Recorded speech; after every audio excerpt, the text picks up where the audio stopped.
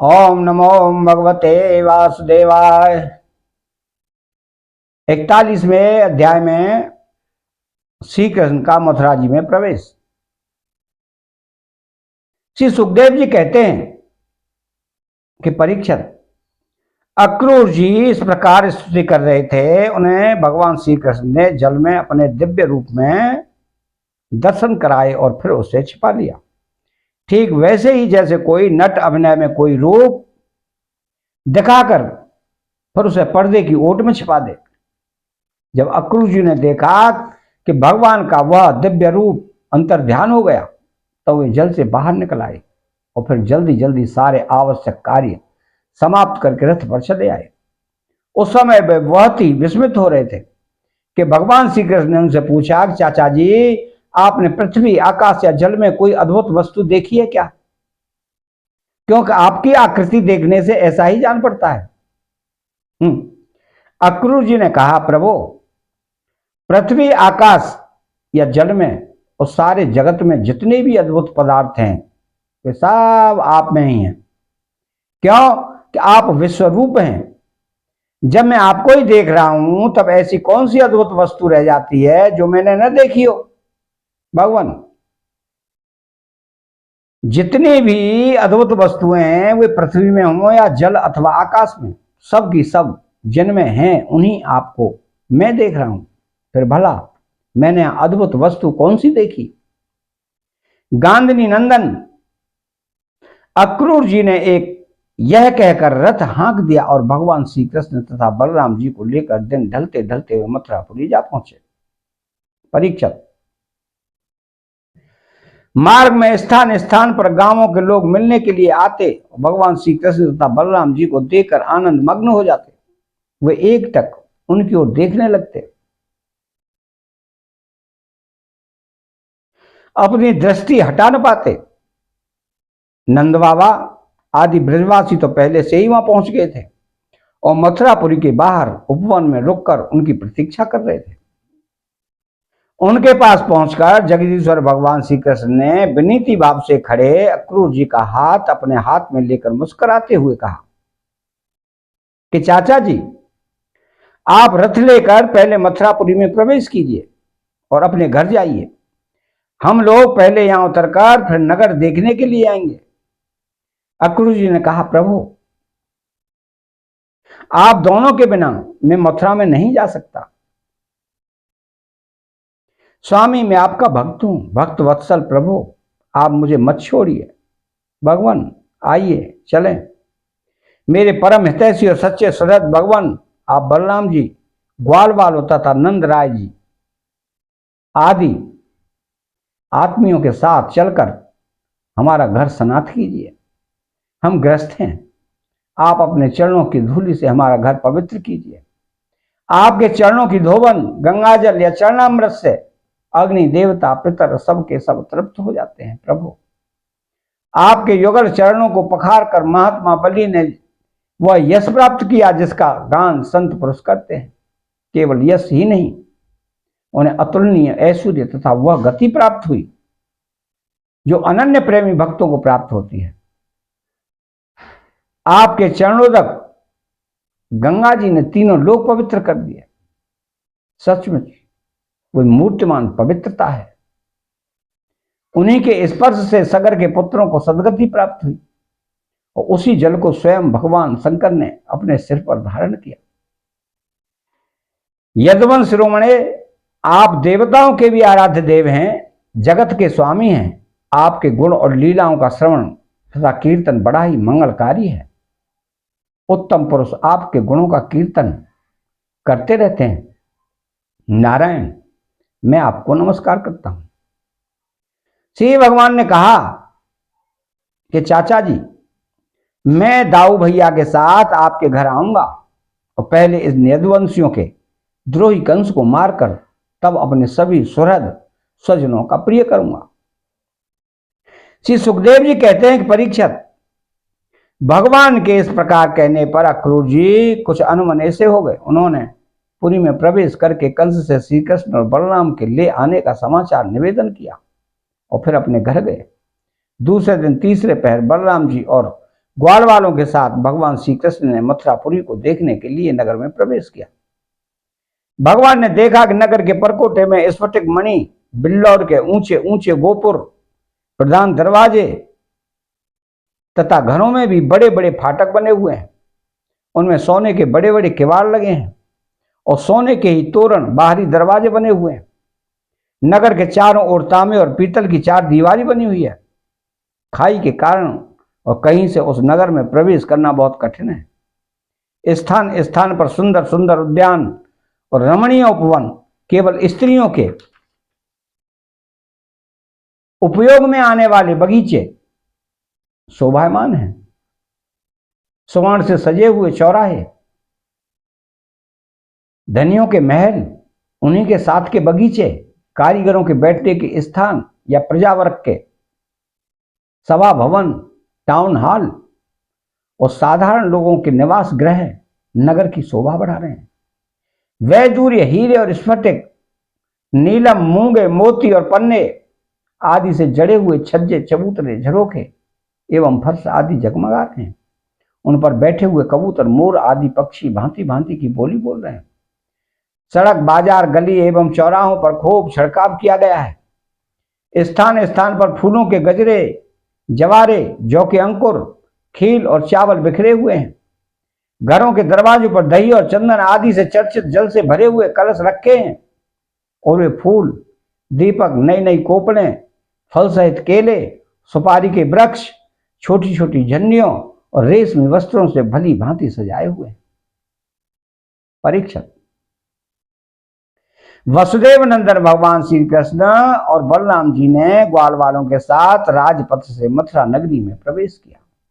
उस समय नगर की नारियां बड़ी उत्सुकता से उन्हें देखने के लिए झटपट अटारियों पर चढ़ गईं। किसी किसी ने जल्दी के कारण अपने वस्त्र और गहने उल्टे पहन लिए। किसी ने भूल से कुंडल, कंगन आदि जोड़े से पहने जाने वाले आभूषणों में से एक ही पहना और चल पड़ी। कोई एक ही कान में पत्र नामक आभूषण धारण कर पाई थी, तो किसी ने एक ही पांव में पायजे पहन रखा था। कोई एक ही आंख में अंजन आंच पाई थी और दूसरी में बिना आंच ही चल पड़ी। कई रमणियां तो भोजन कर रही थी, वे हाथ का कौर फेंक कर चल पड़ी। सबका मन उत्साह और आनंद से भर रहा था। कोई कोई उबटन लगा रही थी, वे बिना स्नान किए ही दौड़ पड़ी। जो सो रही थी वे कोलाहल सुनकर उठ खड़ी हुई और उसी अवस्था में दौड़ पड़ी। तो जो माताएं बच्चों को दूध पिला रही थी, वे उन्हें गोद से हटाकर भगवान श्री कृष्ण को देखने के लिए चढ़ पड़ी। कमल नयन भगवान श्री कृष्ण मतवाले गजराज के समान बड़ी मस्ती से चल रहे थे। उन्होंने लक्ष्मी को भी आनंदित करने वाले अपने श्याम सुंदर विग्रह से नगर नारियों के नेत्र को बड़ा आनंद दिया और अपनी विलासपूर्ण प्रगल्भ हंसी तथा प्रेम भरी चितवन से उनके मन खुश किए। मथुरा की स्त्रियां बहुत दिनों से भगवान श्री कृष्ण की अद्भुत लीलाएं सुनती आ रही थीं। उनके चित्त चिरकाल से श्री कृष्ण के लिए चंचल व्याकुल हो रहे थे। आज उन्होंने उन्हें देखा। भगवान श्री कृष्ण ने भी अपनी प्रेम भरी चितवन और मंद मुस्कान की सुधा से सोचकर उनका सम्मान किया। परीक्षण। उन स्त्रियों ने नेत्रों के द्वारा भगवान को अपने हृदय में ले जाकर उनके आनंदमय स्वरूप का आलिंगन किया। उनका शरीर पुलकित हो गया। बहुत दिनों की विरह व्याधि शांति हो गई। मथुरा की नारियां अपने अपने महलों की अटारियों पर चढ़कर बलराम और श्री कृष्ण पर पुष्पों की वर्षा करने लगी। उस समय उन स्त्रियों के मुख कमल प्रेम के आवेग से खिल रहे थे। ब्राह्मण, क्षत्रिय और वैश्यों ने स्थान स्थान पर दही, अक्षत, जल से भरे पात्र, फूलों के हार, चंदन, भेंट की सामग्रियों से आनंद मग्न होकर भगवान श्री कृष्ण और बलराम जी की पूजा की। भगवान को देखकर सभी पूर्वासी आपस में कहने लगे, धन्य है, धन्य है। गोपियों ने ऐसी कौन सी महान तपस्या की है जिसके कारण वे मनुष्य मात्र को परमानंद देने वाले इन दोनों मनोहर किशोरों को देखती रहती हैं। इसी समय भगवान श्री कृष्ण ने देखा कि एक धोबी जो कपड़े रंगने का भी काम करता था उनकी ओर आ रहा है। भगवान श्री कृष्ण ने उससे धुले हुए उत्तम उत्तम कपड़े मांगे। भगवान ने कहा, भाई तुम हमें ऐसे वस्त्र दो जो हमारे शरीर में पूरे पूरे आ जाए। वास्तव में हम लोग उन वस्त्रों के अधिकारी हैं, इसमें संदेह नहीं। यही तुम हम लोगों को वस्त्र दोगे तो तुम्हारा परम कल्याण होगा। परीक्षक, भगवान सर्वत्र परिपूर्ण है, सब कुछ उन्हीं का है, फिर भी उन्होंने इस प्रकार मांगने की लीला की। परंतु वह मूर्ख राजा कंस का सेवक होने के कारण मतवाला हो रहा था। भगवान की वस्तु भगवान को देना तो दूर रहा, उसने क्रोध में भरकर आक्षेप करते हुए कहा कि तुम लोग रहते हो सदा पहाड़ और जंगलों में, क्या वहां ऐसे ही वस्त्र पहनते हो? तुम लोग बहुत उद्दंड हो गए हो, तभी तो ऐसी बड़बड़ कर बातें करते हो। अब तुम्हें राजा का धन लूटने की इच्छा हुई है। अरे मूर्खो, जाओ, भाग जाओ। यदि कुछ दिन जीने की इच्छा हो तो फिर इस तरह मत मांगना। राज कर्मचारी तुम्हारे जैसे उच्च संतों को कैद कर लेते हैं, मार डालते हैं और जो कुछ उनके पास होता है छीन लेते हैं। जब वह धोबी इस प्रकार बहुत कुछ बहक बहक कर बातें करने लगा तो भगवान श्री कृष्ण ने तनिक कुपित होकर उसे एक तमाचा जमाया। उसका सिर धड़ाम से धड़ से नीचे जा गिरा। यह देखकर उस धोबी के अधीन काम करने वाले सबके सब कपड़ों के गट्ठर वहीं छोड़कर इधर उधर भाग गए। भगवान ने उन वस्त्रों को ले लिया। भगवान श्री कृष्ण और बलराम जी ने मनमाने वस्त्र पहन लिए तथा बचे हुए वस्त्रों में से बहुत से अपने साथी ग्वाल बालों को भी दिए। बहुत से कपड़े तो वहीं जमीन पर ही छोड़कर चले दिए। भगवान श्री कृष्ण और बलराम जब कुछ आगे बढ़े तब उन्हें एक दर्जी मिला। भगवान का अनुपम सौंदर्य देखकर उसे बड़ी प्रसन्नता हुई। उसने उन रंग बिरंगे सुंदर वस्त्रों को उनके शरीर पर ऐसे ढंग से सजा दिया कि वे सब ठीक ठीक फब गए। अनेक प्रकार के वस्त्रों से विभूषित होकर दोनों भाई और भी अधिक शोभायमान हुए। ऐसे जान पड़ते मानो उत्सव के समय श्वेत और श्याम गज शावक भली भांति सजा दिए गए हों। भगवान श्री कृष्ण और दर्जी पर बहुत प्रसन्न हुए। उन्होंने उसे इस लोक में भरपूर धन संपत्ति, बल, ऐश्वर्य, अपनी स्मृति और दूर तक देखने सुनने आदि की इंद्रिय संबंधी शक्तियां दी और मृत्यु के बाद के लिए अपना सारूप्य मोक्ष भी दे दिया। इसके बाद भगवान श्री कृष्ण सुदामा माली के घर गए। दोनों भाइयों को देखते ही सुदामा उठ खड़ा हुआ और पृथ्वी पर सिर रखकर उन्हें प्रणाम किया। फिर उनको आसन पर बैठाकर उनके पांव पखारे, हाथ धुलाए और तदनंतर ग्वाल बालों के सहित सबकी फूलों के हार, पान, चंदन आदि सामग्रियों से विधि पूर्वक पूजा की। इसके पश्चात उसने प्रार्थना की, प्रभु आप दोनों के शुभागमन से हमारा जन्म सफल हो गया, हमारा कुल पवित्र हो गया। आज हम पितर, ऋषि और देवताओं के ऋण से मुक्त हो गए। वे हम पर परम संतुष्ट हैं। आप दोनों संपूर्ण जगत के परम कारण हैं। आप संसार के अभ्युदय, उन्नति, निःश्रेयस, मोक्ष के लिए ही इस पृथ्वी पर अपने ज्ञान, फल आदि अंशों के साथ अवतीर्ण हुए हैं। यद्यपि आप प्रेम करने वालों से ही प्रेम करते हैं,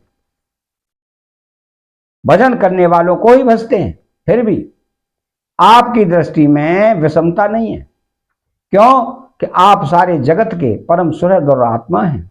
आप समस्त प्राणियों और पदार्थों में समरूप से स्थित हैं। मैं आपका दास हूं। आप दोनों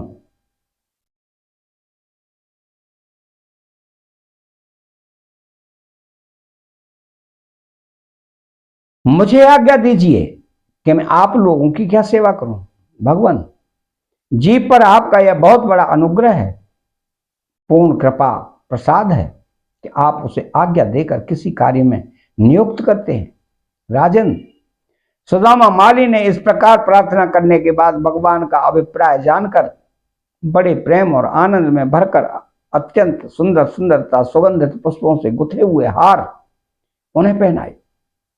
जब ग्वालवाल और बलराम जी के साथ भगवान श्री कृष्ण इन सुंदर सुंदर मालाओं से अलंकृत हो चुके तब उन वरदायक प्रभु ने प्रसन्न होकर विनीति और शरणागत सुदामा को श्रेष्ठ वर दिए। सुदामा माली ने उनसे यह वर मांगा कि प्रभु आप ही समस्त प्राणियों के आत्मा हैं, सर्वस्वरूप आपके चरणों में मेरी अविचल भक्ति हो। आपके भक्तों से मेरा सौहार्द मैत्री का संबंध हो और समस्त प्राणियों के प्रति अहेतुक दया का भाव बना रहे। भगवान श्री कृष्ण ने सुदामा को उनके मांगे हुए वर तो दिए ही, ऐसी लक्ष्मी भी दी जो वंश परंपरा के साथ साथ बढ़ती जाए, साथ ही बल, आयु, कीर्ति तथा कांति का भी वरदान दिया। इसके बाद भगवान श्री कृष्ण बलराम जी के साथ वहां से विदा हुए। अतः 41वां अध्याय समाप्त होता है। चैनल को सब्सक्राइब करें, बेल आइकन घंटी को दबाएं और कमेंट बॉक्स में श्री राधे कृष्णा लिखें। जय श्री कृष्णा।